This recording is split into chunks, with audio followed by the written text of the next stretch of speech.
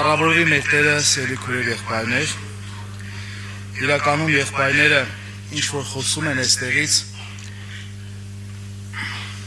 երբ որ ուշադիր նայենք, կտեսնենք, որ եւ ցույց են տալիս խնդիր, եւ նաեւ առաջարկում են լուծումներ։ Միշտ էլ է ձևը, երբ որ Աստվածաշունչը կարդում ենք, Աստծո խոսքը ցույց է տալիս մարդու խնդիրը եւ նաեւ առաջարկում է ամենաճիշտ լուծումը։ Ստեղ միայն մեզ պետք է լսող ականջ, քույրեր եղբայրներ,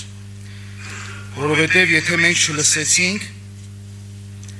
եթե մենք ուշադիր չլինենք, այդպես էլ խնդիրը մեր մեջ կգնանք մեր տուն։ Բայց եթե մենք լսում ենք ուշադիր Աստծո խոսքը, Աստված չի թողնում հարցականի տակ մարդուն,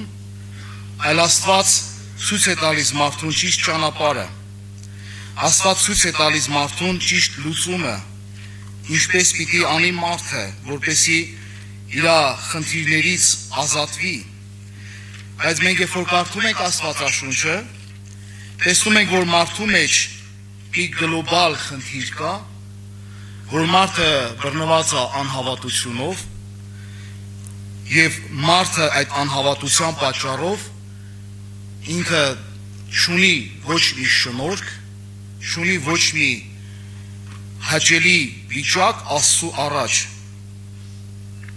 Երբ որ Հովանու ավետարանի մեջ կարդում ենք առաջի գլխում, առաջի գլխի 16 համարը այսպես է ասում. Եվ նրա լեցունությունից մենք ամենքս շնորհք առանք շնորհքի տեղ։ Նրա լեցունությունից մենք ամենքս շնորհք առանք շնորհքի տեղ։ Ինչ է նշանակում սա, քույրեր եղբայրներ,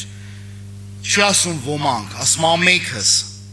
Եթե ասում ամենքս, նշանակում որ ամենքն են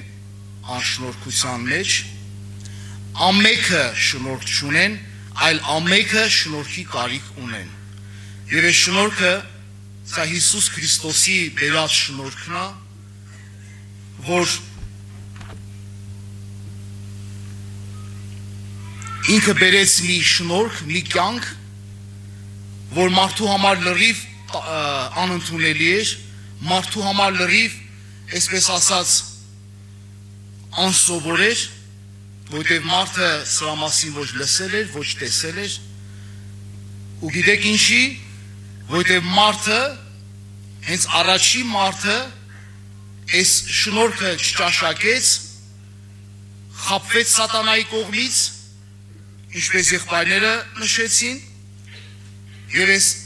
առաջի մարդուց սկսած ոչ մեկը այդ շնորհքի մասին գաղափար չուներ։ Բայց այն մարդը, ով որ գոնե մի քիչ լսելու ականջ ունի, այն մարդը, ով որ գոնե մի քիչ իր սիրտը տվեց հասկանալու, այս մարդուն բացվեց Աստծո շնորհքը, եւ այս մարդու կյանքի մեջ իրական փոփոխություն տեղ ունեցավ։ Սիրելի քույրեր եղբայրներ, եթե մենք ուզում ենք մեր կյանքում լուծվի մեր խնդիրները, մենք պիտի ուշադիր լինենք Աստծո խոսքին, որովհետև Աստված է ցույց տալիս ճիշտ խնդիրը։ Գիտեք, մարդը երբ որ Աստծո խոսքը չի լսում եւ չի ընդունում, ինքը ուրիշ խնդիրների վրա է մտածում։ Բայց երբ որ մարդը Աստծո խոսքին ուշադրություն անում, Աստված թե ճիշտ խնդիրն է ցույց տալիս, թե ճիշտ դիագնոզն է ցույց տալիս, եւ թե ճիշտ բուժումն է առաջարկում։ Որովհետեւ այսօր սատանան այնպես է մարդուն խաբե, որ մարդուն ասում է, գիտես, քո խնդիրը քիչ փող աշխատելն է, քո խնդիրը, ասենք, քիչ գումարն է, դու եթե շատ գումար ունենաս, քո խնդիրները կլուծվի, եւ մարդը ձգտում է շատ գումար ունենա, հասնում է դրան, շատ գումար ունի, տեսնում է իր խնդիրը չի լուծվել։ Հիմա սատանան ասում է, հիմա ուրիշ բան առաջարկում, ասում է, եթե քեզ սկսեն շատ գովալը կամ շատ աշկի ինգնես, քու խնդիրները կլուծվի։ Եվ մարդը սկսում է այդպես ինք իրանով զբաղվել, որ մարդկանց երևա լավը, չգիտեմ, մարդիկ գովան իրան եւ հասնում է այդ աստիճանի, որ թե իր հարազատության մեջ, թե իր շրջապատի մեջ ինքը դառնում է երևելի մարդ, մեկը տեսնում է տեղել բան չկար։ Տեղել լուծում չկար։ Բայց իսկական լուծումը քուրեր եղբայրներ, իսկական խնդիրը ցույց է տալիս Աստված։ Եվ ասում եմ մենք ամենքս շնորհք առանք շնորհքի տեղ։ Այսինքն ինչա ցույց տալի Աստված, որ մենք ամենքս ունենք այդ շնորհքի կարիքը։ Եվ ոչ մեկը չի կարող կանգնի ասի ես շնորհքով մարդ եմ։ Որտեվ Աստվածաշունչը բոլորին ցույց է տալիս Աստծո փառքից ընկած, Աստծո երեսից ընկած, Աստծուց հեռացած եղբայրները շատ լավ խոսում են դրա մասին։ Եվ Աստված ասում է, որ անոր լեցունությունից, ում լեցունությունից, Հիսուս Քրիստոսի, քուրեր եղբայրներ, Հիսուս Քրիստոսի լեցունությունից, նրանից մենք պիտի շնորհք առնենք։ Եթե դու ինչ որ մեկից ես շնորհք առել, դու շնորհք չես առել։ Եթե դու բացի Հիսուսից ուրիշից շնորհք ես առել, եթե սուրբ գրային չի քո առաջ շնորհքը, դա շնորհք չի, դա առնվազն անշնորհքություն է։ Եթե իմ կյանքում Քրիստոս չի այդ կարևոր հիմքը դրել, շնորհքի կարևոր հիմքը ինքը չի դրել, ուրեմն ես անշնորհք էլ կմնամ։ Որտեվ այդ շնորհքը երբ որ գալիս է մարդու կյանքի մեջ, ցույց է տալի, որ մարդը ինչ վիճակի մեջ է, իրական մարդու խնդիրը ցույց է տալիս, եւ նաեւ գեղեցիկ լուծումը առաջարկում, հարազատներ ջան։ Աստված մարդուն գեղեցիկ լուծումը առաջարկում եւ ցույց է տալիս, որ մարդը կարիք ունի Հիսուս Քրիստոսի։ Երբ որ կարդում ենք Ավետարան Մատթեոսի,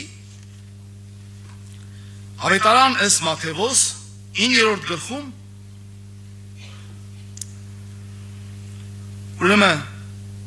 16 համարից պիտի կարդամ, 9-րդ գլուխ 16 համարից։ Մեկը չի ձգել նոր լաթի կտորը հին հանդերձի վրա, քանզի այն, որ նրա լրության համար կարված էր, կառնի հանդերձից եւ պատրվածքը ավելի գեշ կլինի։ Ոչ էլ նոր գինին հին տիկերի մեջ կդնեն, քանի որ տիկերը կպատրվեն ու գինին կթափվի եւ տիկերը կկորսվեն, ապա նոր գինին նոր տիկերի մեջ կդնեն ու երկուսն էլ կպահվեն։ Տեսեք Աստված ինչ ասում։ Այսօր նկատվում է, ամենուրեք է նկատվում։ Ես ուզում եմ անկեղծ խոսամ։ Ամենուրեք է նկատվում սա, որ մենք հոգևորներս դեռ լիովին չփոխված մեզ ցույց ենք տալիս որպես հոգևորների։ Մենք հոգևորներս մեր ներսը չփոխված փորձում ենք դրսևորվել ինչ-որ հոգևոր վիճակների մեջ, բայց դա ավելի գեշ է երևում։ Դա ավելի գեշ է երևում։ Ասում եմ մեկը չի առնում նոր կտորը հին հանդերձի վրա կարում, որտեվ ասում է դա պիտի պատրվի եւ այդ պատրվածքը ավելի գեշ պիտի լինի։ Ինչ առաջարկում մեզ Աստված։ Աստված մեզ առաջարկում է լիովին փոխվել, քուրեր եղբայրներ։ Լիովին փոխվել, որովհետև այն նոր կյանքը մենք չենք կարող տեղավորենք մեր հին էության մեջ, մեր հին գաղափարների մեջ եւ փորձենք երկուսը իրար խառնել։ Երեք խոսում ենք եղբայրների հետ, ասում ենք հոգևորությունը հասել է մարմնավորության հետ մի հատ հարթության վրա, ասես տանում ենք մենք, ժողովուրդ ջան։ Նույն սահմանի վրա տանում ենք, նույն հարթության վրա տանում ենք, բայց սա գեշ է Աստծո առաջ։ Հոգևոր ես, դու պետք է լիովին հոգևոր եղնես։ Հոգևոր չես, մի ձևացրու հոգևոր ես։ Որտև Աստված ուզում է, որ դու պարզ երևաս, ով ես դու պարզ տեսնես, ով ես դու, ինչ կա քո մեջ, Ինչ խնդիր ունես դու։ Գիտեք, Աստված սիրում է անկեղծ հոգիներ։ Աստված չի ասում գնացեք սրբվեք, մաքրվեք, կատարյալ դառեք, նոր եկեք ես ձեզ ընդունեմ։ Չէ, մեղավոր ես, անպիտան ես, պիղծ վիճակի մեջ ես, կեղտոտ ես, ասում է ձև արի, ես քեզ դուրս չեմ անեմ, բայց դու արի այդ ձև ու ասա ես այդ ձև եմ, եկել եմ Տեր ինձ փոխի։ Մենք չպիտի կեղծավորություն անենք, չպիտի ինչ-որ նոր կտորներ կարենք մեր վրա եւ ձևացնենք, որ մենք սա ենք։ Գիտեք, ավելի գեշ է դա մեկանի այդ ձև բան։ Մեկանի այդ ձև բան։ Գիտեք, երբ որ կարդում ենք նույն Մատթեոս ավետարանի մեջ, ես երբ որ կարդացի այս քանի օրը այստեղը շատ հետաքրքիր է ինձ համար։ Հովհաննես Մկրտիչը երբ որ գնաց անապատ եւ սկսեց քարոզել ավետարան, ընդեղ գրած ասма 3-րդ գլխի 4-րդ համարում Հովհաննեսի հանդերձը ուխտի մազից էր ու իր մեջքը կաշի գոտի ուներ եւ իր կերակուրը մարախ ու վայրենի մեղր էր։ Օրինակ ինչ պարտադիր էր այս բաները գրվեր քուրեր եղբայրներ։ Հետաքրքիր է։ Ինչ պարտադիր էր հագի շորը գրվեր կամ ուտելիքը գրվեր։ Բայց գիտեք, այս բոլորը որ գրվել է, սա մեզ ցույց է տալի, որ Հովհաննես Մկրտիչը իր տանից, աշխարհից ոչ մի բան չուներ իր վրա։ Ինքը դուրս էր եկել անապատ եւ այդ ամեն ֆակտորները անապատից վերցրած բաներ էր։ Իր վրա չկար հին կյանքից ոչ մի բան։ Թե ուխտի մազը, թե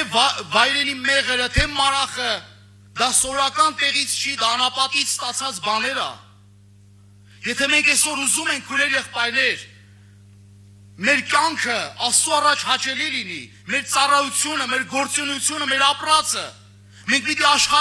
աշխարհը թողնենք, աշխարհից ոչ մի բան չվերցնենք, բայց նա մի հատ նայի։ Դու քո կյանքը նայ, ես իմ կյանքը նայեմ։ Ինչքան ենք մենք աշխարհից վերցնում, ինչքան ենք մենք ուզում աշխարհից հետ չմնանք, քուրեր եղբայրներ, չհասկանալով, որ աշխարհն է մեր հետևից ընկած գալի, ոչ թե մենք ենք աշխարհի հետևից գնալու։ Չհասկանալով, որ Աստված մեզ տարել է առաջ աշխարհից, ամեն ձևով առաջ է տարել, բայց մենք հետ ենք դառնում ողտի կնոջ պես եւ ասում ենք, նա տենանք ինչ եղավ, նա տենանք ինչը մնաց, ափսուս էր այդ բաները։ Աստված ասում է, նոր կտորը հին հանդերձի վրա չեն կարում եւ նոր գինին հին տիկերի մեջ չեն լցնում։ Չեն լցնում։ Եթե մենք ուզում ենք այդ նոր կյանքը, այդ նոր գինին լցվի մեր մեջ, մենք պիտի փոխվենք, մեր տիկը պիտի փոխվի, քուրեր եղբայրներ։ Մենք պիտի խնդրենք, որ Տերը մեզ վերստին ծնունդ տա, նոր ծնունդ ունենանք, նոր արարած լինենք, որպեսզի Աստված բնակվի մեր մեջ։ Եթե Աստված մեր մեջ չբնակվեց, մեր բոլոր արածները դերասանություն են, քուրեր եղբայրներ։ Մեր բոլոր արած դրած, չգիտեմ, գործունեությունները, սա ծիսական բաներ են։ Մենք ինչով ենք տարբերվում աշխարհից։ Եթե հոգևոր ենք, բերեք հոգևոր լինենք։ Եթե մարմնավոր ենք, ինչ գործ ունենք այստեղ։ Վերջապես Աստված ցույց է տալիս խնդիրներ եւ առաջարկում է լուծում, բայց լսողական ժապետք։ Ամբողջ Աստվածաշունչը խոսում է Աստծո շնորհքի մասին։ Գիտեք, երբ որ կարդում էի, համ հին ուխտ եմ կարդում, համ նորն եմ կարդում, ասեմ Տեր Աստված, ինչ կապ ունի, դու հին ուխտում ես քո շնորհքը ցույց տվել։ Մարդիկ այսօր տարբերություններ են դնում, բայց քո այն հին ուխտում էր քո շնորհքը գործում, սկսած Ադամից։ Երբ որ Ադամը մեղանչել էր, դա շնորհք չէ, որ Աստված այդ կաշվի հանդերձը հագցրեց նրանց վրա, որ մերկ չգտնվեն։ Դա շնորհք չէր, ժողովուրդ ջան։ Շնորհք էր, չէ՞։ Ինչքան մարդիկ կա այսպես հերթով գանք, որ Աստված իրանց կյանքում, որ դրանք արժանի էլ չէին, բայց Աստված արեց եւ անում է, նույնը մեր կյանքում անում։ Բայց մենք չպիտի Աստծո առաջ շնորհքը մեր անշնորհքությանը որպես ծածկոց օգտագործենք, գրված է դա Սուրբ գրքում։ Սո շատերս Աստծո շնորհքը անշնորհքության ծածկոց ենք օգտագործում, բայց ներսից մեր անշնորհքություններն ենք անում։ Չի կարելի, մենք պիտի ապաշխարենք, քուրեր եղբայրներ, պիտի խորը ապաշխարենք։ Եվ Եբրայեցիս թղթում Պողոս Սարաքյալ ասում է 12-րդ գլխի 15 համարից. զգուշացեք, որ մեկը Աստծո շնորհքից հետ չմնա։ Աստծո շնորհքից հետ չմնա։ Ուզում եմ կարդամ այդ համարը։ Եբրայեցիս 12-ի 15-ը. զգուշացեք, չլինի որ մեկը Աստծո շնորհքից հետ մնա, չլինի որ դառնության արմատ վեր ելնելով ձեզ նեղի եւ նրանով շատերը պղծվեն։ Շատ ահավոր է, երբ որ մարդը Աստծո շնորհքի մեջ ապրելով հանկարծ իր երեսը թեքմա ուրիշ տեղ։ Աստծո շնորհքից հետ մնալը սա է, որ մարդը տեսնելով ճշմարտությունը, քայլելով դրա մեջ, հանկարծ իր հայացքը թեքում է ուրիշ տեղ։ Եվ այդ նմանատիպ համար էլ գրված է երկրորդ օրինաց 29-րդ գլխի մեջ։ Ուզում եմ կարդանք եւ դուք տեսեք իր զուգահեռ համարները։ 29-րդ գլխի 16 համարից եմ կարդալու։ Քանզի դուք գիտեք, թե ինչպես բնակվեցաք Եգիպտոսի երկրի մեջ եւ ինչպես անցաք այն գետերի մեջ են, որոնց մեջ դուք անցաք, ու նրանց մոտ եղած նրանց գարշելի բաները եւ նրանց փայտի, քարի, արծաթի եւ ոսկի կուրքերը տեսաք։ Չլինի որ ձեր մեջ այր մարդ կամ կին մարդ կամ ազգատոմ կամ ցեղմը գտնվի, որ իր սիրտը Տեր Աստծուց խոտորեցնելով երթա այն ազգերի աստվածներին ծառայություն անելու, չլինի որ ձեր մեջ թույն ու դառնություն բերող արմատ գտնվի։ Սա նույն զուգահեռ համարներն է, բայց այստեղ ինչ է խոսում, ասում է չլինի որ ձեր սիրտը խոտորեցնեք այդ փայտի, քարի, չգիտեմ նրանց աստվածներին, այդ գարշելի բաներին, որտեղ եթե ձև անեք, ձեր մեջ ինչ պետք է գուսնի, ձեր մեջ թույն ու դառնություն բերող արմատ պիտի գտնվի։ Թույն ու դառնություն բերող արմատ։ Այսօր եթե իմ կյանքում դառնություն կա, եթե իմ կյանքում թույն կա, որ ես տանջվում եմ անընդհատ, որ ես չեմ կարող տեղս գտնեմ, չեմ կարող հանգստություն գտնեմ, ինչպես եղբայրը ասավ, դու ուրիշ տեղ մի փնտրի, դու քո ներսում փնտրի, որովհետև քո սիրտը ուրեմն ուղիղ չի Աստծո առաջ, քո սիրտը ուղիղ չի միայն Աստծուն նայելու, իմ սիրտը ուղիղ չի, ես այս կողմ եմ նայում, այն կողմ եմ նայում, սրան եմ նայում, նրան եմ նայում, բայց Աստված ուզում է, որ իմ սիրտը ուղիղ Հիսուսին նայի, ուղիղ Հիսուսին նայի, որովհետև մեր Տեր Հիսուս Քրիստոսը ցույց է տալիս խնդիրը եւ առաջարկում է ամենալավ լուծումը մեր կյանքի մեջ, որ երբ որ մարդ հետ ձև ապրեց, ինքը անպայման երկինք է մտնելու, թող փառավորվի մեր Տերը, դրա համար մենք միայն Հիսուսին գնանք, ժողովուրդ ջան, միայն նրա մեջ է կյանքը, միայն նրա մեջ է ճշմարտությունը եւ ճանապարհը, ուրիշ տեղեր մի գնա, ուրիշ բաներ մի փնտրի, մի կերպարանվի այս աշխարհի կերպարանքով։ Ես ինչ որ տեսել եմ, այդ եմ ասում, շատ ցավալի վիճակ է, որ այսօր անգամ մեր երիտասարդները աշխարհի կերպարանքով կերպարանվում են եւ այդպես իրանց ցույց են տալիս, ում եք ցույց տալի քուրեր եղբայրներ, ում եք ցույց տալի, ես անուններ չեմ ասում, բայց դա ցավալի է եւ դա բոլորիս տանն է նույն բանը, որովհետեւ մեր սիրտը Աստծո առաջ ուղիղ չի, եւ մենք ուզում ենք եւ աշխարհը, եւ մենք ուզում ենք եւ Աստծուն, դա այդպես չի լինի, մենք չենք կարող երկու ոտի վրա քայլել, կաղալ, մենք պիտի կամ աշխարհ գնանք, որտեղ մահա, որտեղ դժոխք է, կամ էլ պիտի Աստծուն գնանք, որտեղ հավիտենական կյանքն է ու խաղաղությունը, պիտի մենք ընտրենք, թող Աստված օգնի, որ իրոք միայն իր մեջ է ճիշտ լուծումը, քուրեր եղբայրներ, իր մեջ է կյանքը, բերեք աղոթքով գանք Տիրոջ առաջ, հավիտենականներ